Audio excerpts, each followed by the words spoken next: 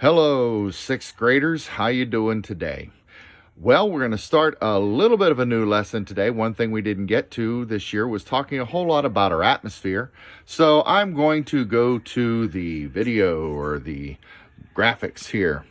Our atmosphere is a mixture of gases. If you think back to when we talked about mixtures, you're thinking, well, a mixture is like, trail mix or something like that, Rice Chex mix, a jar full of coins or something. You reach in, you grab some, you won't get exactly the same amount in each one. Well, our atmosphere is also a mixture of gases. Fortunately for us, the ones that we really need are close to the surface, that being oxygen and nitrogen. And if you look at the pie chart down there, yeah, I know it's not exactly accurate, but it's the best I could draw freehand. The oxygen part of our atmosphere is only 21%, which is a good thing, because if it were higher than that, anytime there was a spark, that oxygen, which is needed for a fire, would set off, and then we would have no oxygen. It would all burn away. But the 78% nitrogen stops it from doing that, and amongst other things. So our atmosphere is 78% nitrogen, 21% oxygen. You quickly do the math, that's 99%, which means that all other gases make up less than 1% of our atmosphere. And of those other gases, argon is the largest of those. So there are a lot of gases in our atmosphere, but most of them are just these two. All right, so I'm going to remove this first screen here so that we can look at the layers of our atmosphere. And here we are. This is our atmosphere. We do have 4 main layers and then 2 what we call sublayers.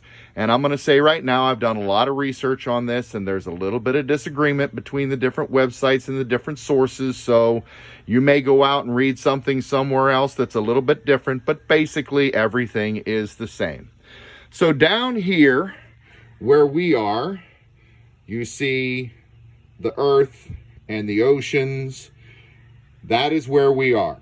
The layer just above that, the layer we live in, is referred to as the troposphere. Now, the troposphere is also known as the weather sphere. This is where all weather happens, where you see birds flying. You'll see all the life that we have here is going to be in the troposphere. That is the layer where we live. And it starts at sea level, which is 0 miles to 8 miles up, or 0 kilometers to 12 kilometers up. We use that when we're measuring distance vertically. We call it altitude. And the surface temperature, yes, I know I misspelled surface. I just saw that. I'm not going to change it and do this 500 times. The surface temperature is whatever it is at the surface. So today, the temperature is right around 65, 70 degrees. But as you go higher in the troposphere, the temperature gets progressively colder, down to negative 60 degrees Celsius or negative 76 degrees Fahrenheit. So that is a significant cooling as it goes down. Now, the troposphere, this is where, like I said, where all of the weather happens. When we have weather that's going on, it's starting down here. Fortunately, this is also where most of the oxygen is, because it's where we are, and most of the nitrogen is. The lighter gases are much higher up. Now, after you get above the troposphere, above that 12 kilometer, that 8 mile altitude, then you end up in what we refer to as the stratosphere. The stratosphere starts at the top of the troposphere and then continues upward. Now, as it does continue upward, it goes up to about 50 kilometers or 31 miles. Now, the temperatures start right around 76 degrees, or negative 60, negative 76 degrees Fahrenheit, but then they go up. They get warmer to only negative 2.5 degrees Celsius, which is about 27 degrees Fahrenheit. Now, the reason for that is this yellow strip we see going across here. That is the ozone layer. Ozone is what protects us from ultraviolet radiation from the sun. It helps to stop it. So because it is stopping energy from the sun, that causes it to get warmer. So as the temperatures at the top of the troposphere are very cold, it goes up, the temperatures rise until they get almost to 0 degrees Celsius, almost to the freezing point. It's still kind of cold, but it's a whole lot warmer than it was down at the top of the troposphere. And that's the ozone layer that's doing it for us. Then we get to the mesosphere.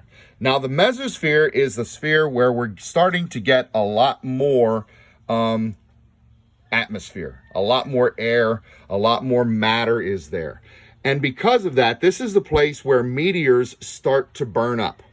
So they finally start meeting some kind of air resistance, and that air resistance causes them to warm up and to heat.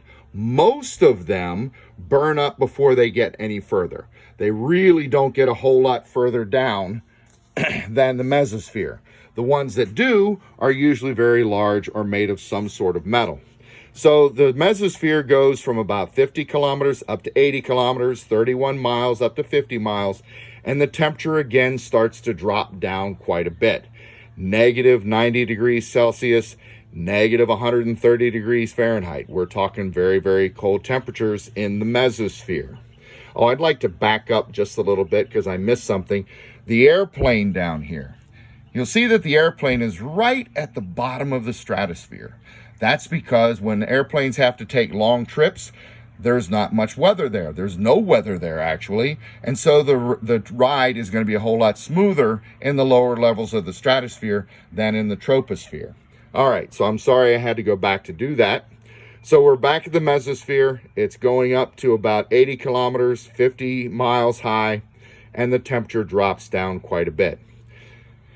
Now, this is where things get a little bit complicated, because the next two layers, the ionosphere right here and the exosphere up here, are in some cases referred to as sublayers of the thermosphere.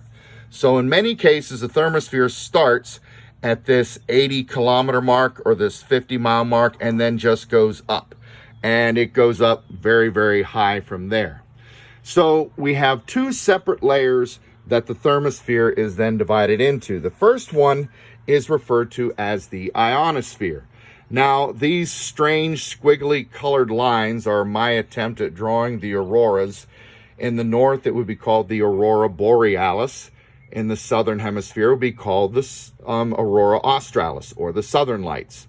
So we talk about the northern lights, we talk about the southern lights, and the colors change depending on the elements, depending on the ions that are entering the atmosphere and how they excite the different elements that are there. So the colors will change, and they are very beautiful and they're very visible further north from where we are. There is the opportunity from time to time where they might show up down here, but it's kind of rare. So that is the ionosphere. And the ionosphere starts again at that 80 kilometer mark, that 50 mile mark, goes up to 550 kilometers or 345 miles. Now, here's the weird part. You're getting higher now, and the temperature is ridiculously hot. Look at that, 1,800 degrees Celsius, 3,272 degrees Fahrenheit. And the reason for that is that there is very, very little air there. So where there is air, the energy from the sun, the radiation from the sun is going to excite and make those atoms, make those different compounds. They're gonna move very, very fast and get very, very hot. But in the areas between where those elements exist, it's going to seem extremely cold because there's no matter to move. If you remember back to our discussion about temperature, temperature is simply the speed with which atoms vibrate. And if there's nothing to vibrate, it's pretty cold. But where there are atoms, where there are gases, those gases are going to be really, really hot. So that's the ionosphere. And then the last one we're going to talk about is the exosphere. And the exosphere is probably the second most important layer of our atmosphere to you. Because, well, of course, the troposphere would be the first, because without it, you don't have air to breathe.